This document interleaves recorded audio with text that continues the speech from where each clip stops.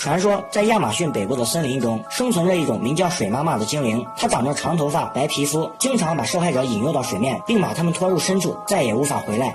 有人说水妈妈是一种半人半鱼的美人鱼，但这些事件基本上都以认错人而告终，所以美人鱼是否真实存在，至今仍是未解之谜。为了探寻这个传说中的水妈妈，杰里米启程来到了南美洲的圭亚那。这是一条6400公里长的蜿蜒水道，也是地球上最大的原始森林。杰里米雇了一个船夫和一条独木舟，试图在这里寻找水妈妈的踪迹。几个世纪以来，土著人一直在这里捕鱼和耕作。早前这里是英国的殖民地，所以大部分人都会说英语，这对杰里米来说是个好消息。他询问了很多村民，基本上家中都有人员失踪的事件，但都没能提供具体的细节。直到劳伦斯的出现，让他听到了一则令人毛骨悚然的事件：一个男人正带着2个孩子在河边玩耍，父亲一个不留神，2个孩子就被水下的神秘怪物拖走，不见了踪影。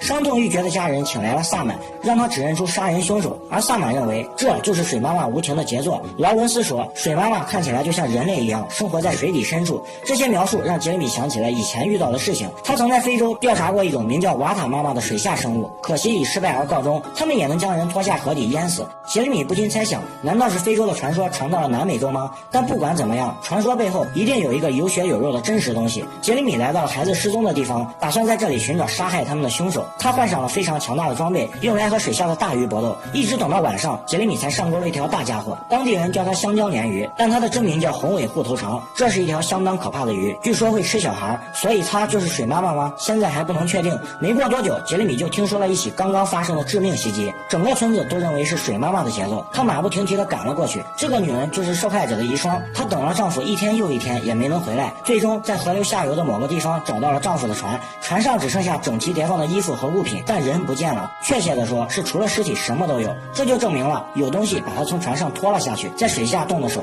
遗孀认为一定是水妈妈带走了她，因为现场很整齐，没有打斗的痕迹，水也很浅，不太可能是溺水身亡。无奈之下，杰里米只能继续钓鱼。他放下鱼钩，很快就有了回应。上钩的是一条黑色食人鱼，这是食人鱼中最大的种类，它们非常凶残，袭击过后一定会留下明显的痕迹，所以让男人失踪的凶手不太可能是食人鱼。就在此时，一个女人找上了他。女人告诉杰里米，自己曾从水妈妈的手中逃脱，在他小的时候和家人去湖边打鱼，父亲用弓箭射向水里，突然水下溅起巨大的水花，溅得非常高，他和弟弟赶快逃命了。他相信那是水妈妈跃起来抓人了。女人告诉杰里米，那是在湖中发生的事情。这个线索改变了游戏规则，这大大减少了嫌犯的名单。如果水妈妈既能出现在湖泊里，也能出现在河流里，那就很少有生物能符合这样的标准了。这让杰里米想起了老对手亚马逊重量级河怪巨骨蛇鱼。巨骨蛇鱼虽然没有锋利的牙齿咬人，但它们会像飞弹一样撞击人类，如果命中头部，就可能一击致命。既然确定了嫌疑目标，杰里米就要着手调查一番了。巨骨蛇鱼在水下筑巢，它们会在湖床或者河床上挖洞产卵。杰里米跟着一位渔民找到了鱼巢所在的位置，开始抛竿钓鱼。很快水下就有大型鱼类咬钩了，鱼竿承受着巨大的压力，双方搏斗了很久，直到靠近岸边，杰里米终于将这条巨骨蛇鱼按在了身下。这是他有史以来抓到过最大的巨骨蛇鱼，2个人才勉强抱得起来，要不是他挣脱疲惫了，根本招架不住。它的结构就像一枚导弹，